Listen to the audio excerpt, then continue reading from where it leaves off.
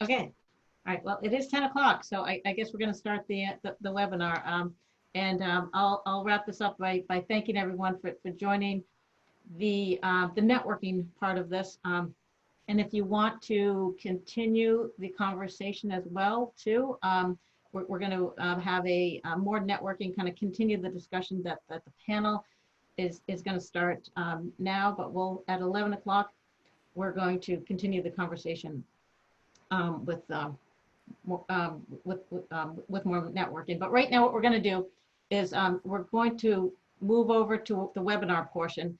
So we're going to move all of the networkers off screen so that we're going to just focus on the webinar, just have the moderator and the panelists visible. And but first I want to thank everyone for joining the webinar. I know I can see people are joining right now. I'll start with thank you. My name is Stephanie Cronin. I'm the Executive Director of the Middlesex 3 Coalition. And for those of you who don't know, the Middlesex 3 Coalition, we are a public-private partnership, a regional economic development organization. We include 10 municipalities along the Route 3 corridor, about 140 or so businesses. It's the larger businesses, the real estate stakeholders, educational institutions, financial institutions, all working together to address the business development concerns that are difficult for one community or one company to address on their own. And part of that includes holding these types of events where we highlight important issues that are important to this region. I also, I want to thank you all for coming. I want to thank our panel, starting with our moderator, Jeff Malloy from BSC Group. We've had Jeff on some of these Middlesex 3 events before, and he's full of information. I always walk away learning something new. So Jeff, thank you for leading today's conversation. We have a great panel. I want to thank our panelists, starting with Marie Raphael from National Grid, Mike Early from ABI Consulting in Burlington, and Catherine Moses from the great city of Lowell. So thank you to our panel for joining the conversation. I know we've got a number of questions that we want to get to. I'm looking forward to a dynamic conversation. But before I turn it over, I guess just a couple of logistics. One is we'd like to try to encourage as much networking conversations, trying to imitate real events as possible. So, and it's hard to do it with this type of a webinar, but one way that we could possibly do it is if in the chat section, if you're able to put your name, your company, your contact information, if you want to connect with people after, we're just trying to do as much as we can to try to keep the building the relationships as possible. So that's one thing we'd like to ask. Our hope is that we'll have 10 or 15 minutes of Q&A, but I'm going to leave that up to the moderator's discretion because I know, Jeff, you have a number of questions that you want to kind of get to the bottom of as well too. But if you do have questions, if you could put them either in the Q&A or the chat box, or just simply raise your hand at the bottom of the screen and we'll unmute you and then you can just ask your question as well too. And again, if you want to continue the conversation after the panel discussion, after the webinar, just again, raise your hand and we're going to bring everybody back on screen who wants to continue the conversation. Just again, to try to get something more normal, as much to normal as we can. So before I hand it over to Jeff though, I am going to hand it over to our co-host, Rick Kaplan from the New England Real Estate Journal. Rick, take it away. Thank you, Stephanie. I also want to thank everyone for joining us today and who has been joining us for the last past 3 weeks, because this is our fourth and our last webinar for the Middlesex 3 partnership that we have. Not our final one though, we'll have it again. Not our final one. I mean, this is our 4th year. Middlesex 3 has been a fantastic partner with the New England Real Estate Journal, and we hope to continue that on forever. There you go. And I want to thank Stephanie. She does a fantastic job, and Erin and Steph, they both are fantastic help putting all this together. Today, I'd like to thank our sponsors who have helped us assemble all of this by supporting this. Our corporate sponsors, Rima Bronstein, BSC Group, Mogul Architects, our vendor sponsors, National Grid, Erling Construction, EBI Consulting, and US Pavement. And I can't thank them enough for supporting our events. And we hopefully will continue supporting our events going forward. I know Middlesex 3 has quite a few events that they put on throughout the year, and the New England Real Estate does as well. Unfortunately, we're not able to do these live, but well, I shouldn't say live because this is live. It's just on video, and we hope to be able to meet again in person. I want to turn turn it over to the moderator, who is Jeff Malloy of BSC Group. There you go, Jeff. Oh, great. Okay, thanks. Yeah, so let me minimize this here. And do I have control over this presentation at this point? 1 second, I can give you, I'll give you the authority to do that. Just bear with me 1 second. Yeah, sure thing. So hello, everybody, and thanks for joining today. This is great to be all in your presence virtually. And thanks for the introduction, Stephanie and Rick. Kind words, as always, from you both. And Stephanie, that was nice sentiment about always learning something new. So I hope with our panel today, we will all, you know, bring some insight to the group.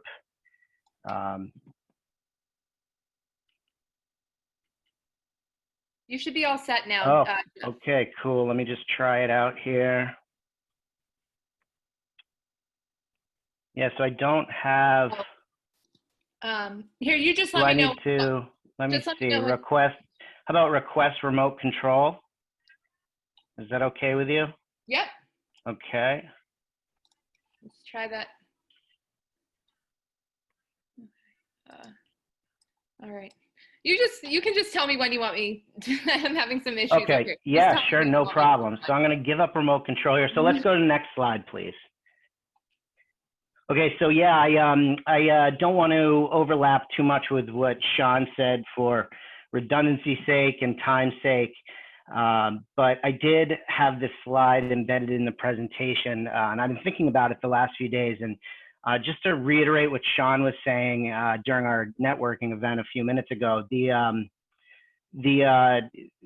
culture around BSC is something that we really feel strongly about. And you know, as in March, mid-March, when everyone's worlds kind of were flipped upside down, people were touching base with each other and checking in on one another, and peers and colleagues internally and externally. And one of the things I'd like to say to people was, you know, we're BSC is an office of, you know, we have 6 office locations, but, you know, within a weekend, we went to 150 office locations, and we've been able to continue to be productive and work collaboratively and, you know, share ideas across these platforms that we're using. And this screenshot here you're seeing is a clip from a newsletter that BSC sends out on a weekly basis, just keeping everyone informed about what's going on. And these are screenshots of people's home offices. And we had this fun thing, we were guessing whose home office is this. And, you know, we're talking about sustainability and climate resilience. You'll hear that term out of me today a bunch, and our panelists.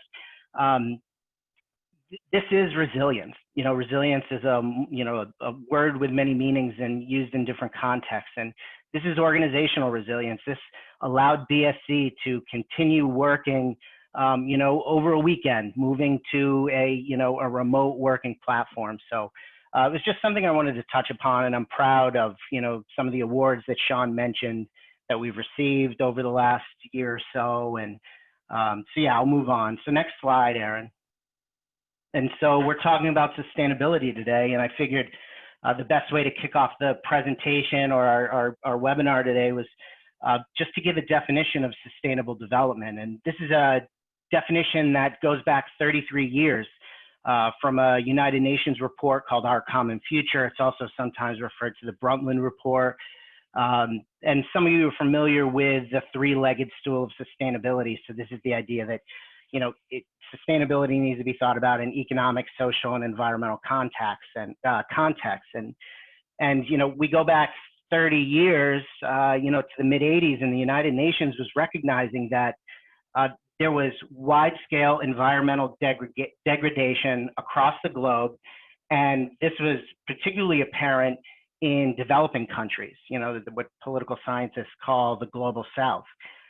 You know, and this is almost a decade outside of or following when the United States passed our Clean Air Act and Clean Water Act in the mid-70s. So, you know, there was this idea that, you know, particularly again in the global south, that economic development and environmental conservation need to occur hand in hand, you know, in order to meet you know, really economic sustainable goals. And so this was the concept of sustainable development that came out of this multi-year long conference. And then the social piece, interestingly, addresses the intergenerational nature of sustainability. So this is the idea that, you know, we are using natural resources today for our needs, but to the detriment of those in the future that need these resources as well. So, you know, this is the idea of sustainability, and we'll talk about this term a lot today. But again, my next slide, Aaron.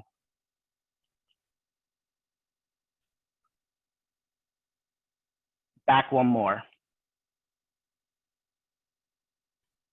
And so, you know, my background as a climate adaptation planner, you know, I think about the term resilience frequently. And interestingly, the term resilience predates the term sustainability. It goes back to the early 70s, where, you know, it's based in ecological sciences, where it looks at natural systems and equilibriums and how natural systems respond to, you know, shocks or stressors within that system, and you know, how do they function in response to stresses, but also how do they transform into new systems, new system dynamics. And then there's also, you know, as time passed, it brought along the engineering concept of resilience, and this is how we return to, you know, engineering systems return to functional persistence, or in response to a disturbance, how do they maintain operations and then you know, meet functional persistence and needs. So, you know, again, in the pandemic circumstances that we're seeing, and the example I gave earlier of, you know, going from 6 offices to 150 offices overnight, you know, this is functional persistence. You know, not within the context of climate change, obviously, but just overall the concept of resilience. And so I'd say let's go to the next slide, Aaron. So just a couple quick slides about climate change, and I like to include this graph in most of the presentations that I give. This is the last 800,000 years of atmospheric concentrations of carbon dioxide, measured in parts per million.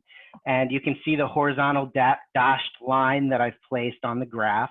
And you'll see that over the last 800,000 years, we have never been above 300 parts per million. So the spikes you see on this graph are warming periods, and this is when, you know, sea level rises, and then the valleys you see in this graph are periods when sea level rise drops, and then water is stored in ice caps and glaciers. And, you know, we have a finite amount of water on this earth, so it goes from the ocean to groundwater to ice, right?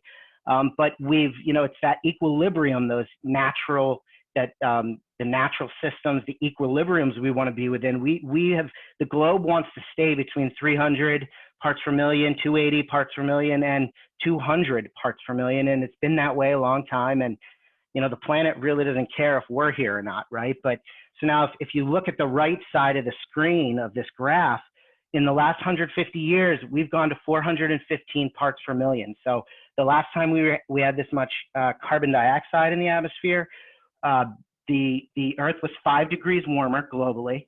And that doesn't sound like much, but that amount of temperature increase is inhabitable to humans. And the oceans were between 25 and 65 feet higher than they are today. So what does that mean? Next slide, Aaron.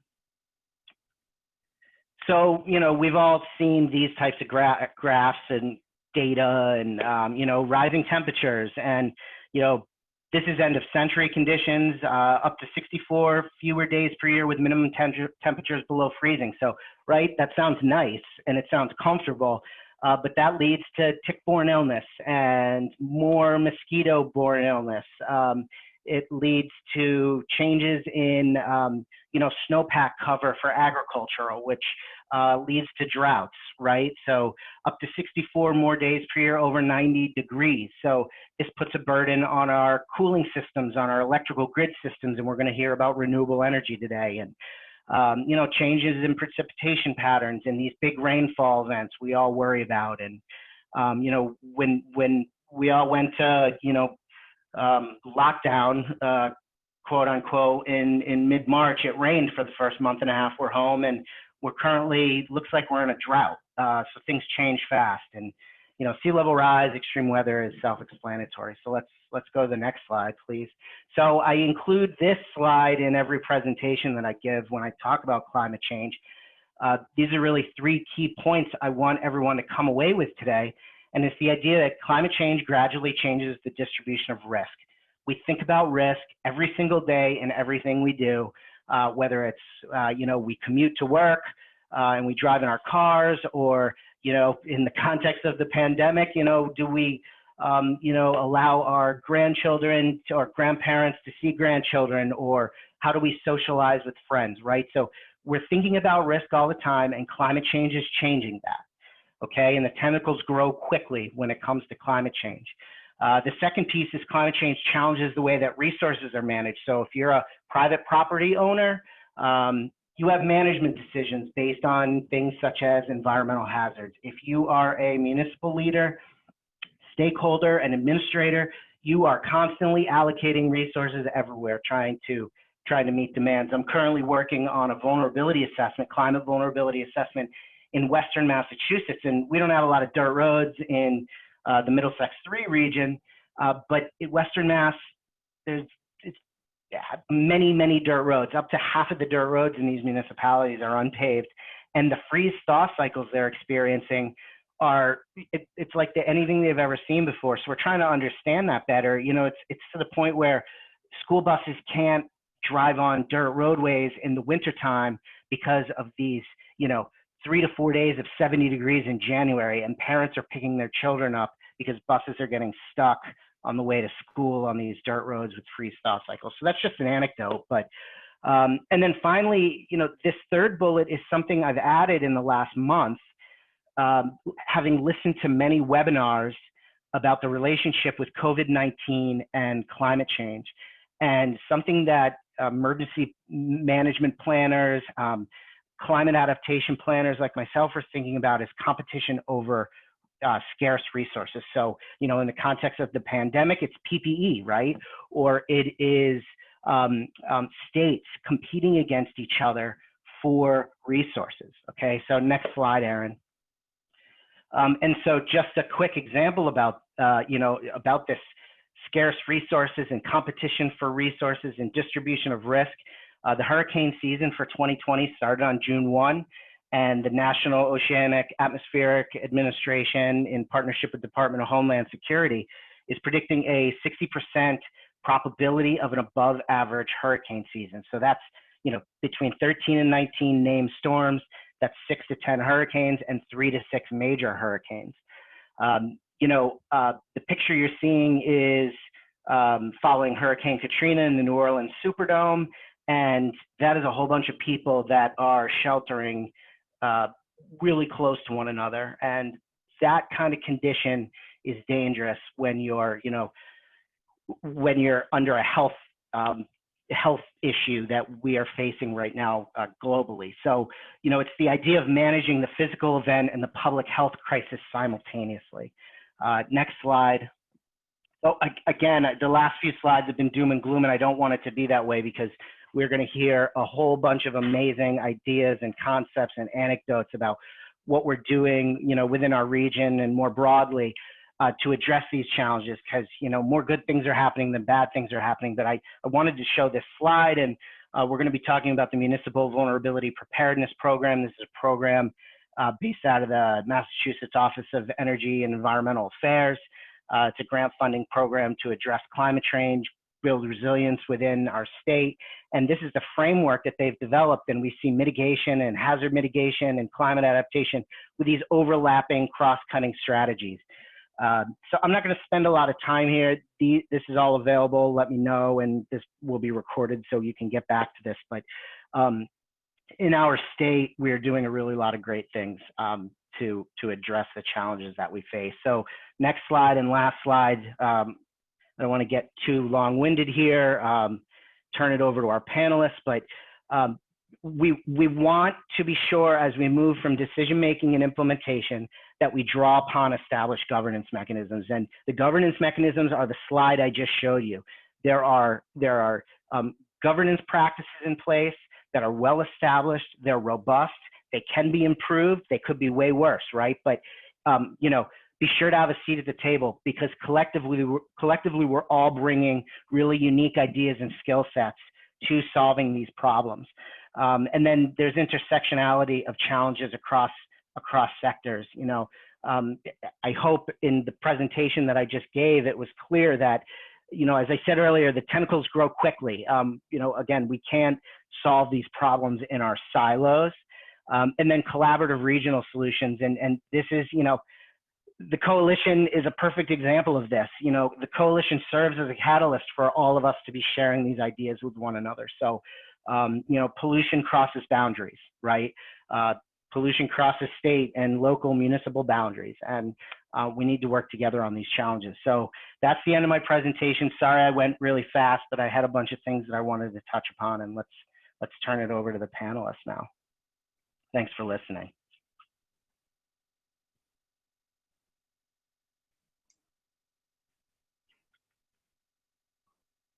Jeff, do you want to go ahead and just introduce our panel here, and everyone can kind of give an overview of what the work you do? Sure. Yeah. So I think everyone was going to. So I'll introduce everyone. Let me pull up my notes here. So Marie Raphael, she's with National Grid, and she is the program manager for new project implementation, and she's going to be talking about some really cool renewable energy initiatives that National Grid is undertaking relative to electric vehicle charging stations and electric vehicle infrastructure within the state, and probably more broadly. Mike Eardley with EBI Consulting. He's the Director of Energy and Sustainability. And Mike is going to talk about a whole host of really cool sustainable ideas, both internally within his organization, but then how he applies these concepts externally. And then Catherine Moses, City of Lowell, she's the energy manager, and we talked briefly a day or two ago, and she has been doing really, really cool stuff in the MVP, the Municipal Vulnerability Preparedness Program, among other things. So we're going to be talking about that today. So I'm going to take a sip of water and turn it over to the group. If you guys could just introduce yourselves beyond what I just said, and thanks. Hi, my name is Marie Raphael. I've been with National Grid for, I hate to say it, but over 30 years now, so I'm getting up there. But and right now, my role in the past has been in energy efficiency programs and implementing them. And then I migrated over to running the Project Expediter program. Some of you may be familiar with that. It's really for, it's a group of energy efficiency turnkey vendors who provide those services for our large commercial industrial customers. And now, as of the last year, I've been the program manager for our EV charging station program in Massachusetts. Mike? Thanks. My name is Mike Eardley with EBI Consulting, Director of Sustainability there, and I work out of our Burlington, Massachusetts office, working with our team of consultants and engineers who are trying to make facilities more efficient, more sustainable. Across all markets, we work in healthcare, higher education, commercial office, multifamily, and industrial. We work with a number of green building rating systems, including LEED for new and existing buildings. We're doing commissioning and retro commissioning on new and existing buildings. We've got a lot of our work is very energy focused and engineering systems focused for buildings and how they integrate into the building as a whole. And I'll pass it on to Catherine. Good morning. My name is Catherine Moses. I'm the energy manager for the city of Lowell. I've been in this role about 5 years now. And within the city of Lowell, we're trying to take a multi-pronged approach to sustainability and addressing climate change, both in terms of reducing our emissions through energy efficiency and renewable energy development, and adapting to climate change challenges and hazards that are exacerbated by climate change by going through the MVP program, the Municipal Vulnerability Preparedness program, if you're not familiar with that program. In addition to doing things on the city side, we're also working with our community partners to try and help make these types of things available to our residents and our businesses, and really making them aware of the wonderful programs that are out there and trying to build the infrastructure for the future with EV charging stations and with connecting our residents with the information they need to make it a brighter future. Okay, thanks everybody. So I'm gonna start with the big picture question, and I'll start with you, Mike. Tell us why sustainability is important, and what does sustainability mean to you? What are companies, municipalities, institutions doing to improve sustainability practices? And I'll let you kick it off, turn it over to Catherine, and then let Marie follow up. Okay, well, I mean, for me, it's about it affects our health and well-being and ability to grow. And my work is always very facility related, so I'm thinking about buildings all the time. And buildings is where we work and we live and we play, right? And the building systems that go into those places that we work, live, and play, they're designed by talented architects and engineers. They're maintained by the people living and working in those buildings, and sustainability just sort of flows through everything that we do, or at least it should, in order to be successful. But the part that attracted me to sustainability as I started out as an engineer was it just seems like the smarter way of doing things. If you're going to design something one way, why do you want it to operate in another way, or those things to sort of degrade over time? Sustainability it's about things persisting and then going into the future, right? And if you're not if you're not taking those things into consideration, then you're not going to be there 5, 10, 20, 30 years like we want our buildings to come and operating as intended. So it's all about sort of planning for what we can do right now, but thinking long-term and holistically, and having different trades talking to each other, right? The architects, the engineers, the vendors, the owners, because we all got a stake in it. And that's what makes it so interesting, is because sustainability is so multifaceted. That's been my perspective in my work. And from my perspective, sustainability can be a very broad term, and we've been trying to address it in very broad ways in the city. Our current master plan is actually called Sustainable Lowell 2025, and it encompasses all of the different kinds of aspects that we've been talking about earlier. And so a lot of my day-to-day work is spent on the energy side of things, really reducing energy usage through efficiency, helping to integrate renewables into the way that we function in our buildings, making processes easier to expand renewable energy within our community, and also just helping to connect people with places that are meaningful through our parks and recreation, open space plan, helping to adapt to the challenges that we know are coming in the future through the MVP program, making a really robust effort to educate our citizens on recycling and how to do that properly. And so we're trying to take a big picture kind of look at anything that could affect the environment and the world that we're going to be living in the future. And so those are some of the key areas that I think that we've found are important. Well, at National Grid, sustainability is at the forefront of our business. And in one way to achieve, we have a goal of 80% reduction in greenhouse gases from a base year of 1990 by 50%. I'm sorry, did I say that right? Yeah, 80% by 2050. I'm sorry, from a base of 1990 is we've introduced and we're implementing an EV charging station program. It's about a year underway. And part of the reason why we're doing that is because greenhouse gases are known, and the transportation sector is known to be about 40% responsible for greenhouse gases. So that's my role now. It's a fairly new role. It's only been in play for a little over a year. And within that year, we've been able to install with customers at least 250 charging stations right now. We have approximately another, we're about half, I'm sorry, we have a goal of 680 stations, or we know we have to reach higher than that because they don't all get installed. So our program is in effect until December 31st of next year, 2021. So that's what we're working towards.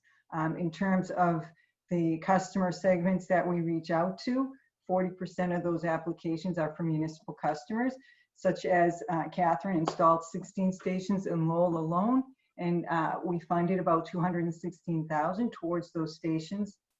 Next up is, the next segment is the office buildings. So, you know, multi-tenant buildings, and that accounts for about 16% of our applications that we have in the pipeline, followed by colleges, hospitals, and recreational facilities. So we're really trying to get the word out there, and we think that, you know, as a utility, you know, we're in a good place to do that. The electrical infrastructure is our business, so we know that well. We've had years and years of running energy efficiency programs, so this is sort of an extension of running an energy efficiency program. It's a little bit different, but in energy efficiency, we've been in Massachusetts, we've been #1 for the last 9 years.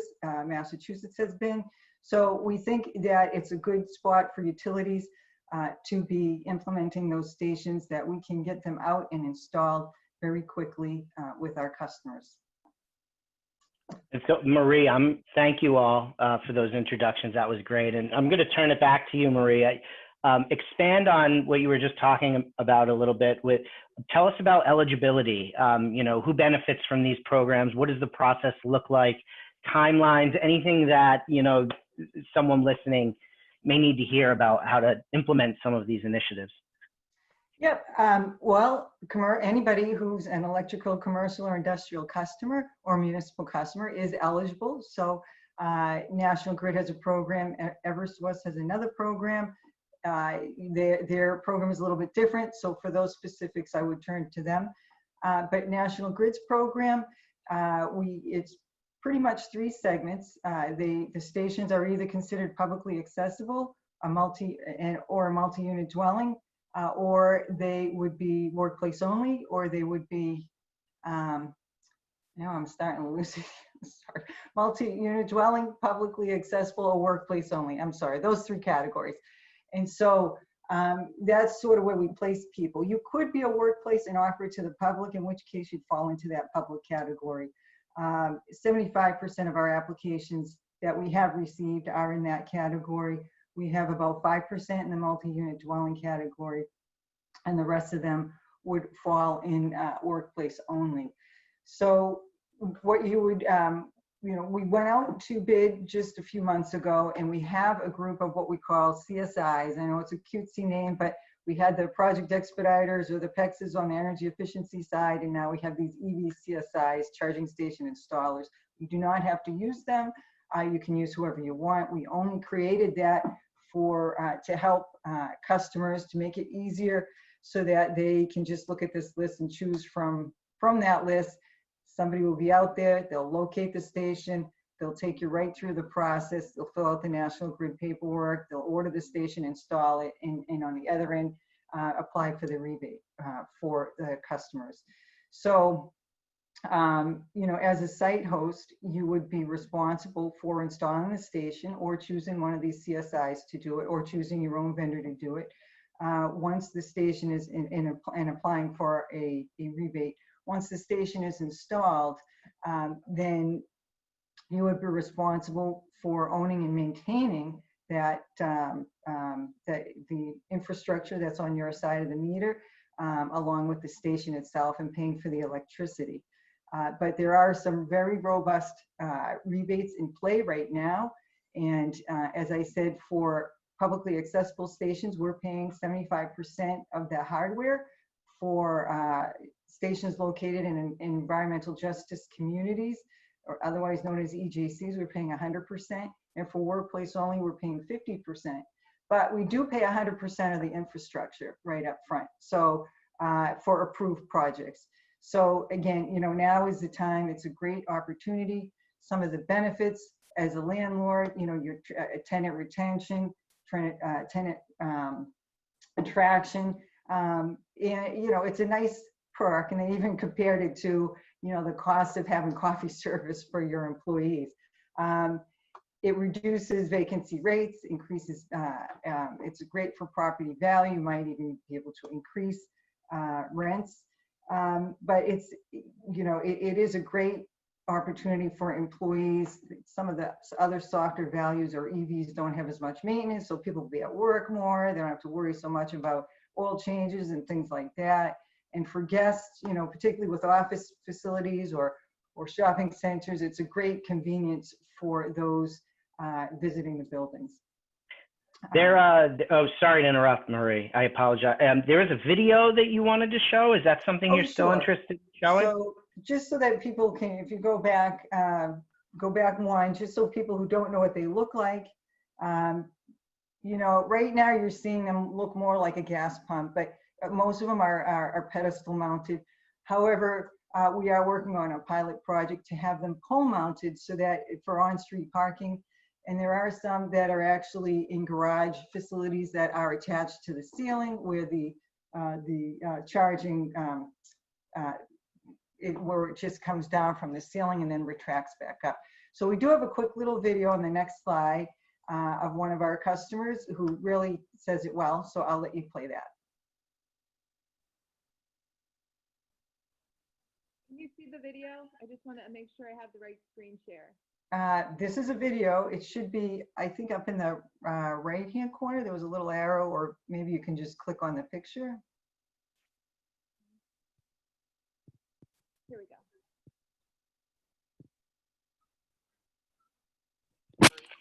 Here's our electric vehicle charging stations that we put in last year. Thanks to National Grid, our partnership with National Grid and Mass Audubon has been going on for years across the state. They've helped us put these in here at Arcadia. Now our staff and our visitors can plug right in, charge their vehicles, and have a full battery. Also, great place for them as an education and outreach opportunity for people to learn more about electric vehicles and electric. Hi, my name's Jonah. I'm the director. Did that work? That worked. Yes, it did. Great. Good. Good. That's cool. So I don't know if you had anything else you wanted to follow up with, Marie. I've got a follow-up question for Mike. Okay. If you have anything else. Yeah, I would just, you know, suggest if you're interested, just contact us and we'll get you going. Cool. Yeah, so Mike, I know you are thinking about renewable energy a lot, and as you said earlier, buildings and energy efficiency. So give us an idea of, you know, what the most prominent forms of renewable energy you're seeing being implemented. What are some of the barriers or the obstacles that entities are facing, and opportunities as you see them? And take us out, you know, take us out 5 years, but take us out 20 years as well. Yeah, I mean, for our work, the renewables focus around wind and solar for the most part. And as far as challenges go, it's generally siting and budget. And the utility programs are doing a really nice job, especially in Massachusetts, of incentivizing to help with some of the budget concerns. And there's a number of private companies that are springing up and really providing turnkey services, making things easy on landowners and building owners, which is really necessary because there are attractive programs out there, but a building owner just is generally maybe not savvy enough to know how to navigate things. But from small towns to big towns, I'm seeing a lot of implementation. And it's very well incentivized, in my opinion, in Massachusetts. And that's why Massachusetts has been a leader and also #1 in energy efficiency. But the generation is part of it. But I mean, the biggest bang for my buck is the efficiency and making sure that your building is as efficient as it can be, and address that before you start looking at generating your own power. I mean, renewables is going to be a great idea probably regardless, but you're going to have more of a greater impact if you can just focus on efficiency. If your building is running 24 hours a day and only a portion needs to, and the rest can be 8 hours a day, that's obviously going to have a big impact. Buildings are notorious for heating and cooling at the same time. You don't know it in your office because it's comfortable there, but behind the curtain, you're just burning a lot of gas and electricity. That's where the commissioning comes in, and the testing, and then the recommissioning every few years to make sure that your building continues to remain tuned up. But yeah, some of our consulting follows along.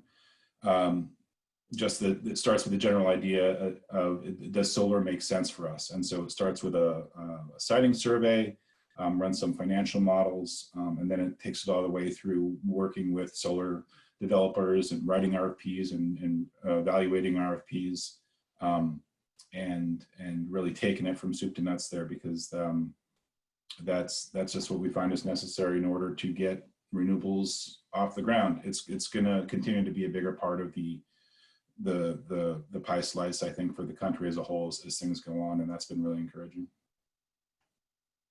I also just received a question that someone had submitted a couple days ago. What do you see in the next 2 years, let's say? I know I took us out farther into the future. Is there anything unique you'd like to say, 0 to 2 years from now? Yeah, what's right now? I mean, it's great to bring it to sort of a live conversation. I mean, this is not specific to Massachusetts, but in the state of Maine, there's some fairly new legislation that is just really making things attractive. I'll try to look up the name of that and put it in the chat. It's escaping me at the moment, but it's the building owner itself does not need to be the end user, but it can provide the space for it. It's developed by somebody else. It's feeding back into the grid, and it's creating sort of a long-term, 10, 20-year agreement for them that's really financial as a product, and they don't have to worry about all the interconnections and engineering that goes along with it, and it helps the grid as a whole. So I see other states besides Maine starting to come up with this in the future too.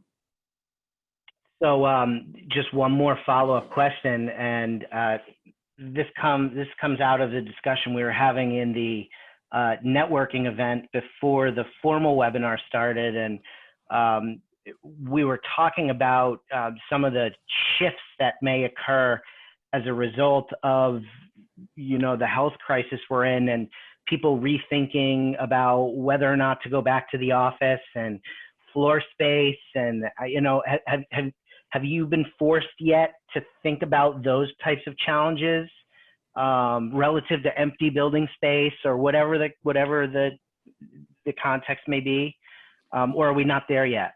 Yeah, it is too early in terms of what's my new floor plan layout gonna be. At least I haven't seen that. I think that's absolutely coming in the near future. Is my head count that I'm planning for, is that what I need? Is that realistic? Is that a good idea? The immediate needs or projects I've seen have been focused on building systems, specifically the mechanical, the HVAC. How am I circulating my air? How am I zoned? Are there accessories that I can put in my air handling system for filtering or UV lights and things like that? And there is no magic bullet for the things that we're dealing with, but a lot of these things sort of add up into bolstering our safety.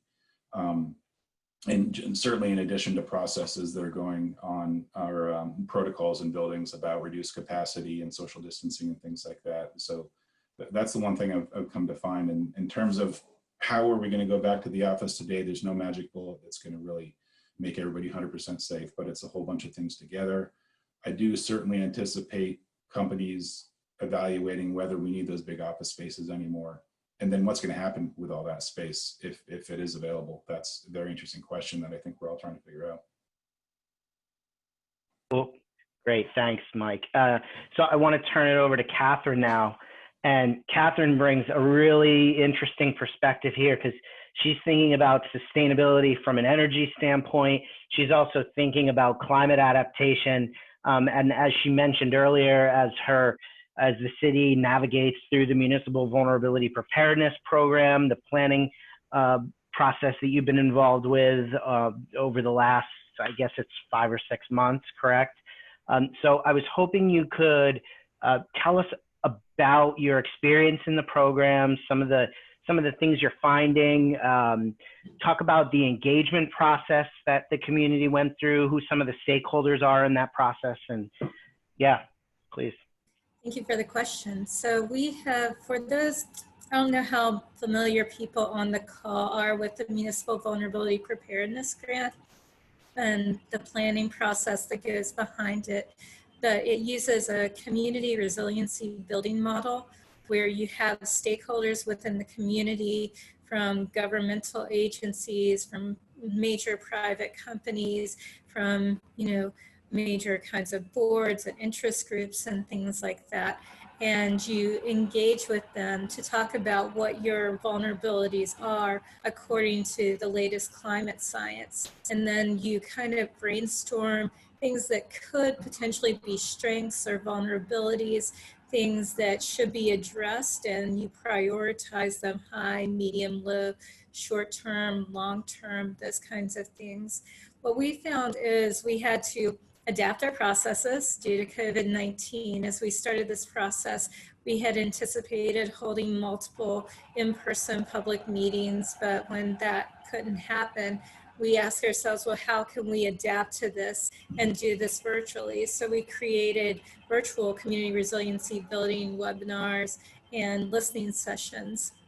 We also know that in Lowell, we have a significant environmental justice population that could tend to not engage in these things, even though they are the people that are most likely to be impacted by climate change and least likely to be able to adapt. And so we tried to enhance our outreach to them by translating our materials into the 3 major non-English speaking languages that Lowell has, reaching them through the networks where they would normally get information, their cultural groups, their kinds of places where they could receive assistance. We integrated outreach with our school program that was delivering school lunches for those during the school year who normally would get them at school but couldn't get them. And so just different things like that, working with our public access TV to not only get those things online and accessible to people, but also having them in the heart language of the people that we have. And so those are the kinds of models that we've used. We were really excited to see how much participation we did get, even though it's not the standard way that we would have done it. And I think that as a result of that, we're going to have a lot of really good things to start from to begin to adapt and to begin to implement our priorities. Great, thank you. So I know that at about 10:50, which is about a minute or so from now, we wanted to open up to questions to the group. So at this time, if anyone has any specific questions they'd like to ask, I have a few more, but if there's any, burning questions amongst our attendees today, please feel free to chime in now. And I don't know if they need to pass those questions through Aaron, and we have the Q&A here, the chat button, but if there's anyone that... Yeah, just if you want to raise you have 3 different options. If you want to put it in the chat box, wonderful. You can do the Q&A, or you can raise your hand, and we'll make sure we get your questions answered for you. So yes. So my goal here is one question. Let's get one really good question from someone in our audience, and now is your chance. And otherwise, I will ask another question, and I'm going to turn it over to Mike. And can you tell us a bit about your about sustainability principles within your organization? Does that question make sense? I know we spoke briefly about it yesterday. Yeah, we did talk about it yesterday, so I'll just sort of reframe it for the audience. But I mean, even if you're not a sustainability-oriented organization, you could be anything, right? What we talked about today, I hope, makes it clear that sustainability does matter for for you and your company and your work and how you go about business. So what we've seen is sustainability committees popping up around different companies, including my own. And I'm the only one from the sustainability group on that committee. So it's marketing and it's finance and it's business development, right? Which is great because it's such a broad topic. And there's been various forums in our company over the years, really ebbing and flowing with the leadership of who's going to take charge and say, let's have a committee. And that's really the first step. And that can go for anybody. Because if you raise your hand and say, I want to form a sustainability committee in my company, if you're 5 people or 5,000 people, I can imagine that there's something that you can address. But it focuses on sort of technical energy oriented things that we can do. And should we consider purchasing or installing renewable energy at our site? It's talking about our food delivery service and what's the carbon impact of that, both in the food that's being delivered and how it's being delivered, and paper plates and things like that. It's very all encompassing. And building sort of maybe a community garden or something like that outside, which really it's a nice thing to do, but it also really broadens teamwork among people, and it's been a great chance to meet other people. And so I've seen that pop up in various organizations around the country, through my work too. And it's just, I don't know, it's a very attractive topic. It seems to be getting more attractive. For what it's worth, I see a lot more passion from younger folks, and it's just, I don't know, it's instilled into I think it's instilled in the DNA, and that seems to degrade over time, unfortunately. Maybe I'll just speak from my own perspective, because maybe that's not completely true, but and that's why some of our greatest work is on higher education facilities and K through 12 facilities, because you just get a feeling that these sustainability ideals are embraced. But yeah, just because you're not in the sustainability business doesn't mean that you can think about sustainability or need to make big investments to do so in your own companies.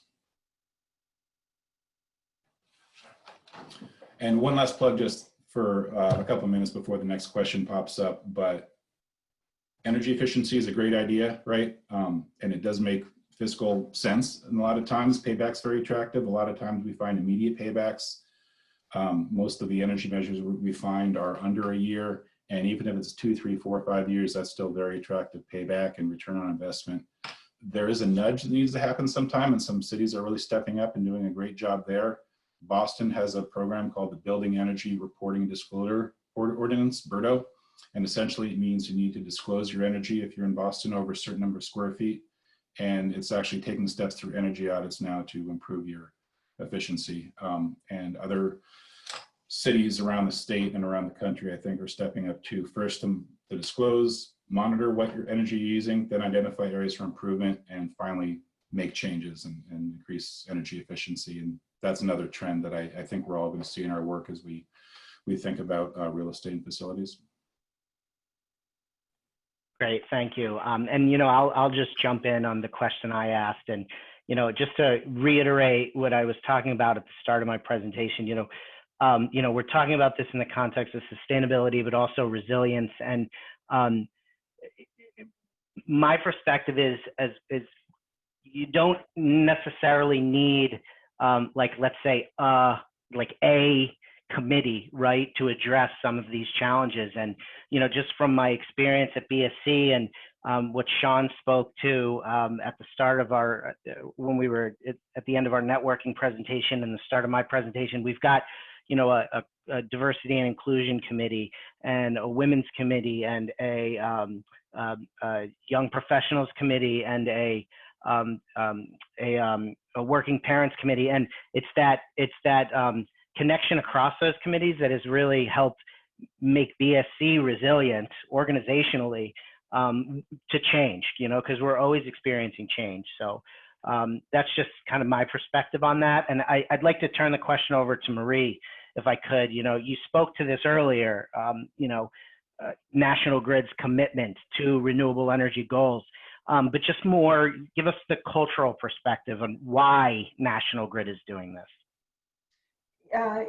Because this is something that we feel is of great importance. It's the air quality, the environment, for for us to stay, for everybody to stay in business, we need to focus on sustainability. And as a matter of fact, one of the things that we do through our EV Central program is we provide a significant rebate for employees to purchase electric vehicles. And so we've gotten over 300 employees to drive and purchase electric vehicles. We have EV charging stations at all of our facilities, and you know, our headquarter office in Waltham. You have to get on the list, and you know, you're on that app that shows you when it's time, when it's your turn. You go out, you charge your car for a couple hours, and then it's the next person's turn. So it's been a pretty robust program, and you know, like I said, energy efficiency we've been doing since 1987. EV charging stations, we're hoping to continue to get more EV charging stations deployed in the future and in additional phases that we'll be filing for. So I guess, you know, everything we do, from not having plastic trash barrels anymore to, you know, not offering paper product straws, or all those things within our organization, that's all part of our efforts to be internally sustainable, as well as, you know, from a global company point of view. Again, you know, we are on track to meet, we have a goal of 40% greenhouse gas emissions by 2030, and we are on track to meet that goal. So we're really strongly pushing it. We just think it's the right thing to do, and we'll continue on that path. Great, thanks. And I just got a question in, but I want to turn this same question to Catherine. If you could just give us a 1 to 2 minute response, and then I'll get to this question that just came in. What is your experience at the municipal level? You know, what are attitudes look like, and how are things changing? I think from the municipal level, one of the great things about sustainability and energy related issues in general is it makes sense not only for the environment, but also for the bottom line.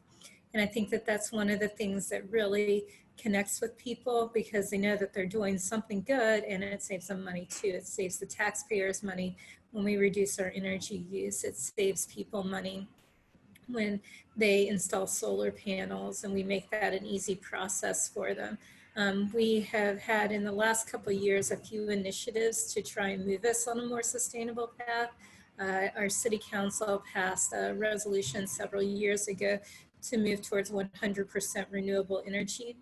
And that's just looking for tangible ways that we can leverage things like our community choice aggregation program, which now includes 45% voluntary renewable energy certificates over the required renewable portfolio standard. It includes things like creating the EV charging infrastructure and starting to electrify our fleets. It includes things like energy reductions, development of renewable energy. We've added over 1 megawatt of renewable energy within the city in the last year. So we're over 11 megawatts within the city's boundaries, and you know, different things like that. But just trying to get people to think in those terms, and to think in terms of, okay, what part can I play, and how do I play that part? Great, thank you. Question from the group, and I'll let any panelists address this question. Does access to public transportation come into play when discussing sustainable building projects? I'll answer my perspective. Absolutely. A lot of the work we do is green rating systems, LEED being one of the most popular, and that's a line item right there. What's your accessibility of public transportation? It's obviously something that has to be thought of very early in the process. When you're just looking at siting, a lot of the most important sustainability decisions you make are very early, and you can't catch up later. But that it deals with the people aspect of these buildings, right? Where are they coming from? How do they get there? Okay, great. And then I've got unless someone else wants to jump in on that, but I've got another question. I just want to get to them both, and we're under a minute. When will financial tracking of energy usage for departments' e-assets for efficiency measurements be demanded by clients?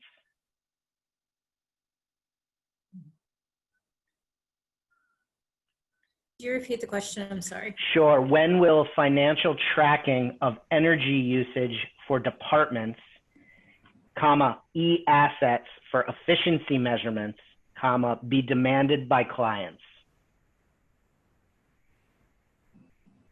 So I don't know if I fully understand the question, and I know we're up against it, but if anyone has insight or would understand that, I see Stephanie now.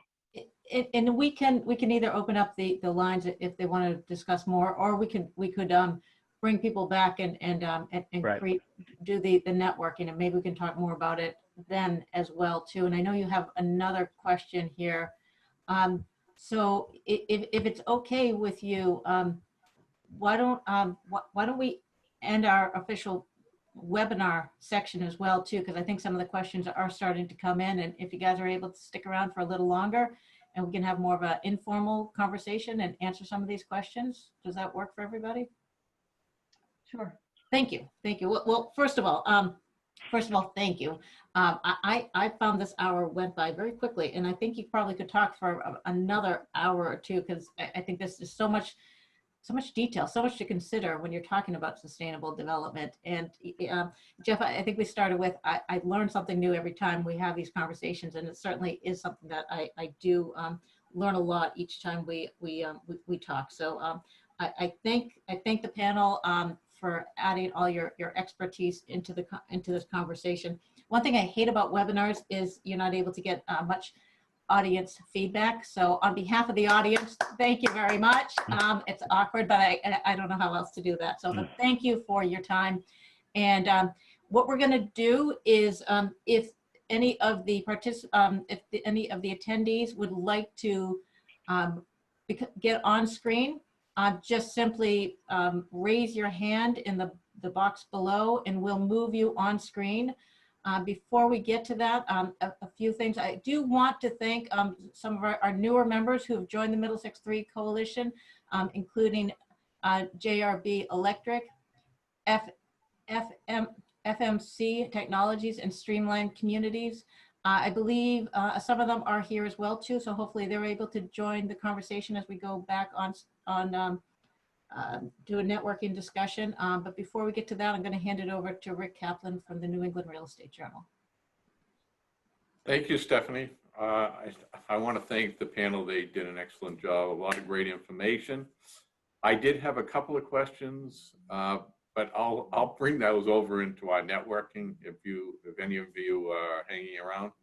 I want to thank our sponsors for today, Reamer and Bronstein, BSC Group, Mogul Architects, and our vendor sponsors, National Grid, Erling Construction, EBI Consulting, and US Pavement.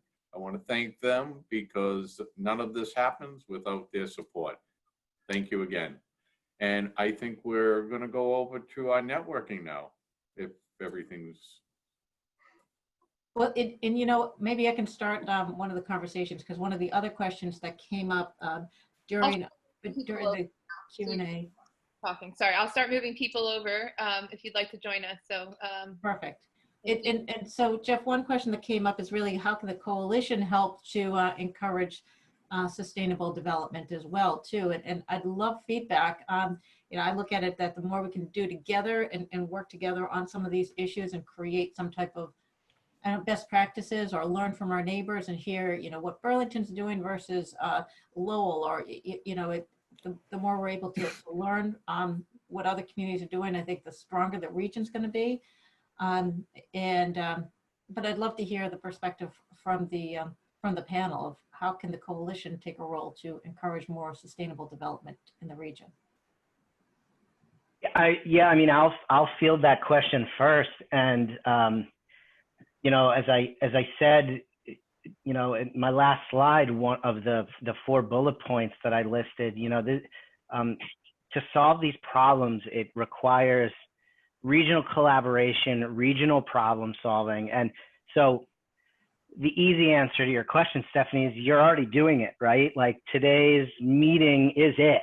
You know, it's getting groups of really smart people together and that have really diverse perspectives on these challenges, and bringing them together. And it's networking. And you know, one of the foundational principles of climate resilience, or resilience in general, I think of it within the context of climate resilience is, you know, social organization, right? Like it's networks of individuals. You can't achieve resilience without networks of individuals, is I guess the message. So the existence of the coalition is already doing it. I guess I'll turn it over to the panel to if you want to expand upon that at all. I mean, I will say before I turn it over, you know, there's integrating the coalition, integrating themselves within the governance mechanisms, and I think you're already achieving that. You know, such as the Municipal Vulnerability Preparedness Program, like having a seat at the table at those planning initiatives is another way to help achieve these goals. So yeah, I'll turn it over. And if nobody wants to jump in, I will also see if I see Tony Fields and Catherine Perry, both from the town of Bedford, and Rick Reed, also formerly a resident of the town of Bedford, also on the Middlesex 3 Emeritus Board. And so I know Bedford has been looking at this issue as well too. So if anyone in Bedford wants to step in and talk a little bit about some of the work that you guys have been doing, we'd love to hear from you. This is a question I had for the panel, but I didn't want to interrupt them. No one had mentioned anything about robotics. And I was reading about commercial robotic lawn mowing systems and robotic cleaning systems for offices. Now you talk about sustainability. That's one way I would think a lot of companies would be going in those directions.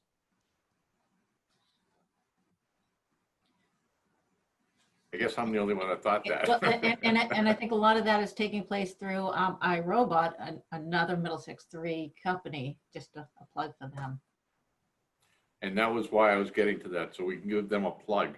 There you go. I've actually done a little bit of work with Irobot, and I had no idea their history and how they came to be, you know, the thing that we think of scooting around our living rooms. But they're a company to keep an eye on, because not just robotics, but automation and I guess analytics in general is going to have a big impact on, I know, facilities and sustainability, as we're sort of in this data gathering mode of how do buildings operate, what sustainable practices work and don't work, and how do we monitor and track that beyond just the limitations of, I guess, what one person can do. I mean, that's sort of a far thinking idea, but yeah, I mean, it's interesting how a company like Irobot can just really impact the way that we're living at homes, and I think similar ideas will impact the way our buildings in the future too. Well, and I'd like to also get, I know Brian Crafts also deals in this industry, and if you have thoughts that you want to add to the conversation, but I also, before Toby leaves, Toby, I'm going to also, at some point, I'd love to hear more of what's going on in Rhode Island. I think it's also helpful to hear other perspectives as well, too. So I guess I'll throw it out to the two of you, if either of you are willing to jump into the conversation. I'll jump in first. Thanks, Stephanie. And thanks to the panel. It was really good, really interesting. You know, our company, FMC, we deal with kind of a small piece of it, the energy efficiency. I shouldn't say small.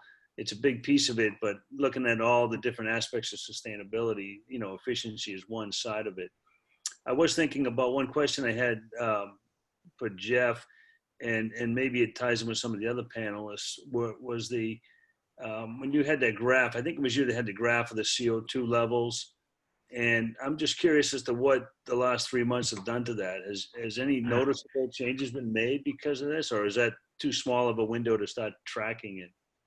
Yes, it's a great question, Brian, and you kind of teed me up because I was going to respond to Mike's statement he just made and Rick's question about automation. Like, automation is not my area of expertise, and I won't, pretend that it is for a second. But we know it's coming, right? And my wife was on a webinar recently, and it was, as the CEO of Microsoft was speaking, and he said that we had 4 years of innovation in 4 months, right? So we know we can do it. So it's going to happen. We just, at least my brain can't envision what exactly it's going to look like. But that's a like cursory to corollary to your question, I guess. But carbon emissions have dropped globally. And I read this morning in the newspaper that they're back up. They're spiking again in the last few weeks. And, I haven't liked the term like reopening the economy personally. It's not the framing that I have necessarily wanted to see. Everyone needs to be back at work, and we know that's important, of course. And there's still a lot of people struggling, but there is these rare opportunities in life. This is my personal perspective, where we get, the opportunity to think transformationally.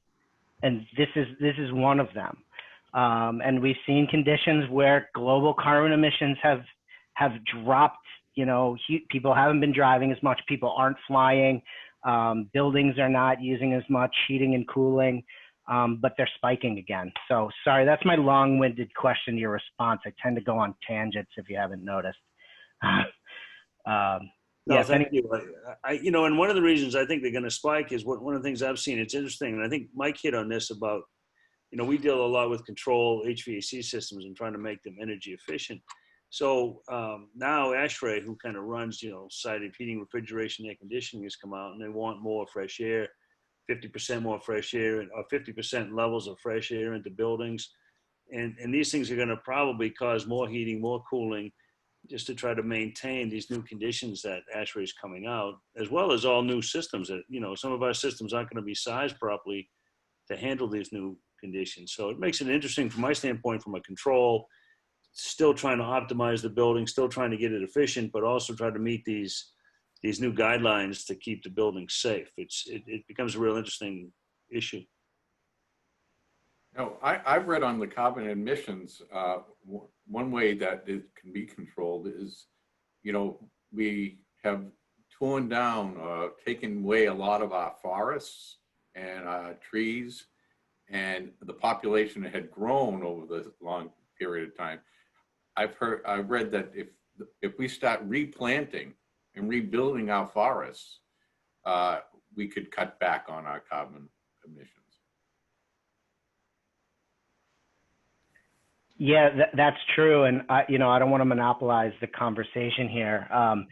And I've read similar things. I researched this stuff extensively.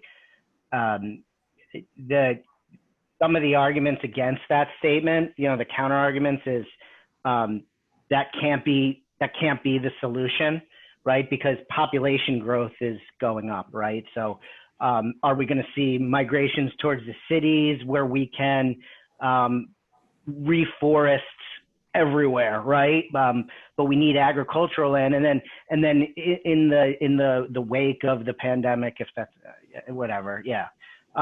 In response to the pandemic, there's been discussion of, do we all want to be in cities anymore, right? Do we need to move back to the suburbs? So things are always changing. This is a message we hear at BSC a lot, and that's the resilience message that we try to push, whatever context it may be that, in your life circumstance it may be, or whatever we do. So again, I'm monopolizing here, and I don't want to do that. Well, Toby, can I bring you into the conversation as well too? Because I know you're going to be coming from a different geographic area, different framework as well, and if you want to jump in and let us know a little about where you're coming from. Sure, thanks for including me. So I work for the Rhode Island Infrastructure Bank, which is the state's green bank, we could say. And we support a number of programs on the efficiency and renewable and resiliency side and across sectors to supporting municipal projects, residential projects, commercial projects, industrial projects, you name it. And a lot of what was discussed today resonates in Rhode Island as well. I think one of the biggest challenges that we have is just the capacity at organizations to manage and implement these types of projects. You know, there are a lot of small municipalities in Rhode Island, and they don't have dedicated staff for energy projects or resiliency projects. And the same goes for a lot of the commercial folks that we work with. And so it's incumbent on us to figure out ways that we can either lend that capacity or help develop it for those organizations so that they can see these projects through from start to finish. Because there's, you know, a lot of these are complicated projects. They require a lot of work with multiple stakeholders, and absent having someone dedicated to doing that work, it's just really difficult to get it done. So a lot of what we're looking at is how do we support the clients that we work with in shepherding projects from start to finish and engaging with all the resources that are out there. It's not something that we found where the constraint is on the resource side. There are lots of resources from National Grid, there are lots of resources from the bank, lots of resources from state agencies, but it's really being able to have the capacity to pull all of that stuff together and get projects done. Well, hopefully you found some good resources during today's session. And if you want to follow up, happy to connect you with some other folks as well too. Stephanie? Rick, yes, I knew I'd hear from Nobody you. else has spoken up yet for Bedford. I'm not as up to speed because I have been working with the town now for almost 2 years, but I am aware that Town of Bedford does have a energy and sustainability committee that's a permanent committee now. And also the town, through a town meeting vote, has adopted a net zero goal plan of reducing carbon emissions.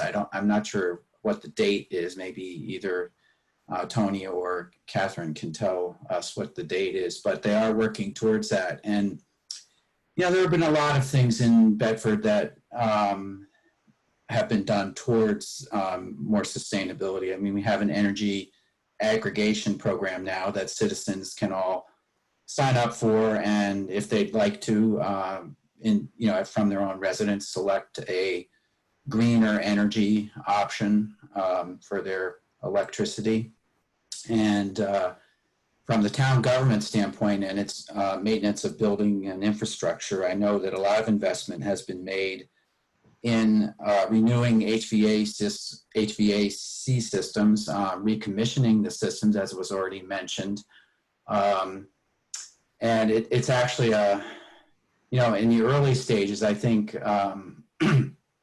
sometimes the staff would get pushback from some of the committees that oversaw the financial aspects of doing these projects, but my sense is that they've been somewhat won over a little bit because our facilities department is very good at showing the savings that can be produced from making these kinds of investments through our capital budget here. So those are all steps that I know the town of Bedford is taking. I mean, it's actually been more or less efforts in this whole area have been going on for a number of years. We have all LED street lighting in Bedford, which is another good thing. And let's see. And I would say, I know the town of Lexington has a similar effort underway there with a committee and a net zero plan. So there are communities within the Middlesex 3 coalition that are certainly pursuing on this path. We heard about Lowell's efforts too today. So. And I just heard from Tony, and it sounds as though he doesn't have audio to contribute to the conversation as well too. But okay. But I guess I'll throw it out to Mike or Jeff or Brian and Marie, as far as any assistance that you're able to offer, both town of Bedford, Rhode Island in general, or any of our communities. We'd love to, I'm sure, connect as well with that too. And if there's anything you want to contribute as far as past experience, or if anyone else wants to jump into the conversation, we'd love to hear any other questions. Mike, anything that you weren't able to talk about during the webinar? Well, I mean, I'll just pick up on a couple of the past comments recently about, well, retro commissioning, yes, very, very high payback, very good use of funds. And I'm glad to hear that your facilities department is demonstrating those benefits, because that's the biggest challenge on showing what helped. And whether you're looking at utility bills from last month to this month, or last year to this year, or you're just demonstrating functional improvement. I don't have that trouble spot in my building anymore. My heating and cooling is maintained. Those are great stories, and I know very true just from the projects I've worked on. Also, it was mentioned the sort of fresh air increase and competing with energy, and yes, it does. Fresh air is great in a building, but you can't get around having to condition that air and make it to address the habitability and the comfort and the space. But there are technologies that are not new, right? Energy recovery and heat wheels and things like that. And controls you mentioned is a huge part of it. We see lots of buildings with brand new equipment, nice and efficient, get installed, and they're just not operating correctly. They're not talking to each other correctly. Like I mentioned, you're heating and cooling at the same time. There's lots of opportunities for tuning up our existing buildings through energy audits, through retro commissioning. And I keep expecting to see a shift from new building sustainability more towards existing building sustainability. And the focus is still just on new, from what I've seen, just because that's where the capital projects are. Maintenance budgets are thin, and you're busy trying to deal with deferred maintenance and things like that. And you just never seem to get around to efficiency. But the biggest sustainability impact across the country for buildings is certainly the existing building stock. Thank you. One of the things to follow up on that, Mike, is the utilities that, recently both National Grid and I know it's not Marie's thing anymore, but the efficiency programs have opened up some opportunities for retro commissioning, and they'll help with that. They'll give some incentives for retro commissioning and building tuning and things like that. So definitely check with your local utility, because there is some help out there with those programs. Absolutely. Great. And I see Catherine Perry from the town of Bedford has her hand raised. Catherine, can you hear? Yeah, I could just say a bit more about the Bedford situation. I think Rick correctly identified some of the main efforts that the town has been able to make through its own buildings and through the energy aggregation program. I think those are the two most promising lines of attack. But on the permitting side, we're constantly wrestling with what we can ask developers to include. It's relatively easy to ask for small things like bike racks, sometimes a path to a bus stop. It's harder to know. I mean, you mentioned the city of Boston with its requiring energy reporting and monitoring. I think it's difficult to ask for that in relatively smaller developments. And also the cities have an easier time in putting their legislation through. They don't have to go through town meeting and Attorney General approval. And there's a very, very big grey area as to what towns can actually require. So I think we've been a little bit hesitant. We have included one or two things through incentive zoning where we give somebody a bonus. So we're testing this out in our proposed accessory dwelling unit bylaw, for example, where we give a small size square footage bonus for exceeding the normal building code energy requirement. We've just come up with having to be 5 points better on the HERS rating, which is what is used for the building code. But I think unless you're giving some kind of incentive, it's difficult to ask for something that is better than what is the building code requiring, because I think legally that probably occupies the field of energy efficiency. So there are legal difficulties. Great. Thank you, Catherine. And I know we want to wrap it up shortly. So I'll ask Catherine, Marie, either of you women have anything that we weren't able to talk about during the panel that you want last words talk about? I'll let Catherine go first. I'm not really sure. I know that we've done a lot of things like a lot of the other municipalities have, but just another thing that's been really helpful within the last year, we also have been working very closely with our energy efficiency rep at the utility, and we've signed a strategic energy management partnership, which has been really helpful because we're engaging on a regular basis with the utility to identify efficiency projects and to really assess the incentives that are involved in that with the strategic energy management partnership, because we're committing to continue to implement projects. The utility has given us a commitment of incentives that tend to be higher than their standard incentives. They've also offered us a large amount of on-bill repayments so we can repay our energy efficiency projects on our utility bills instead of having to come up with the money up front. And there are a number of other advantages with it, but I just wanted to kind of flag that. I know we're in the National Grid territory. I don't know if Eversource does something similar, but it's been a really helpful tool, and I would recommend people reach out to their efficiency rep to see if that's something that's a possibility for them as well. Oh, good plug. Good way to hand it over to you, Marie. That's great to hear. And if you don't know who they are, you can certainly ask me. One thing I do want to say is, as a result of this whole pandemic, we realize that there's, especially municipalities struggling financially. And so with our EV charging station program, we are enhancing our incentives. Catherine made me think of that. In terms of if you're going to install an EV charging station, we are looking to push folks towards public funding as well, and Mass EVIP, which is Mass Electric Vehicle Incentive Program run through the DEP, has a program as well. So between Mass EVIP and National Grid, 100% of the station hardware would be funded currently, and National Grid again picks up 100% of the infrastructure for approved projects. The other little enhancement is networking. Not like we're doing now, but networking of these charging stations has been somewhat of a hurdle. There is like a subscription fee associated with that. And so one way that we can help with that cost is if customers, municipalities installing 3 or more stations in one location, or customers installing 5 or more stations in one location, we will offset those networking charges for up to 10 charging stations.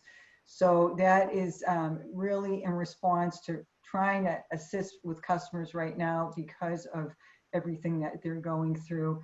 And one way we can sort of justify that with is because it's the first station that costs a lot of money on the infrastructure side. Each additional incremental station after that is the cost is reduced. So that savings that we're getting from paying the rebate for more than one station, per station, we can sort of offset the networking, and we have a lot of customers now that are interested in that, and so we're hoping that will generate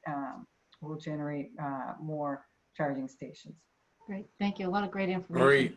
Marie, is National Grid picking the locations where they're putting these charging stations, or are municipalities contacting National Grid?